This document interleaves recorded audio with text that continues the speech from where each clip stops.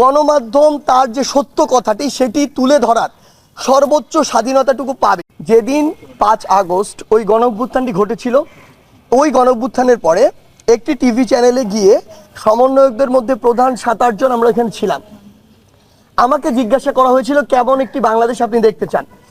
আমার প্রথম উত্তরটি ছিল এটি, আমি 5টি পয়েন্ট বলেছিলাম। প্রথম পয়েন্টটি এটি ছিল, আমি এমন একটি বাংলাদেশ দেখতে চাই বা আমরা এমন একটি বাংলাদেশ দেখতে চাই যেখানে গণমাধ্যম তার যে সত্য কথাটি সেটি তুলে ধরার সর্বোচ্চ স্বাধীনতাটুকু পাবে। যেটা সত্য সেটাকে সত্য বলবে, যেটা মিথ্যা সেটাকে মিথ্যা বলবে।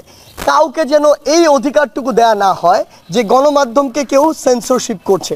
আমাদের জায়গা থেকে আজকে পর্যন্ত না, শুধু আগামীতেও যদি আমাদের কোনদিন ভয়েস থাকে, এটি স্পষ্ট বার্তা থাকবে, গণমাধ্যমের স্বাধীনতা হরণ করার এই অধিকারটুকু কারণেই, এবং এটি কেউ করতে পারে না। বরং আমরা যদি চাই দেশের এগিয়ে যাওয়া উচিত, তাহলে এই স্বাধীনতাটুকু এই কারণেই দিতে হবে যে গণমাধ্যম আমাদের ভুলগুলো খুঁজে বের করে দিবে এবং ওই ভুলগুলোতে কাজ করে আমাদের সংশোধন করতে হবে। কারণ বিগত 16 বছর ধরে ওই ভুলগুলো বের হতে পারেনি কিংবা সংশোধন হয়নি বলে দেশে আজকে এই অবস্থা। দেশকে এগিয়ে নিয়ে যেতে হলে অবশ্যই এই সুযোগটি দিতে হবে। আমরা গতকালকে বা তার আগের দিন যে কয়েকটি ঘটনা দেখেছি, আমরা বিশ্বাস করি তাদের উদ্দেশ্য আসলে ভিন্ন। যদি উদ্দেশ্য ভিন্ন না হয় তাহলে যে কাজগুলো তারা করেছে ওই কাজগুলো মিডিয়া আসতে সমস্যা হচ্ছে।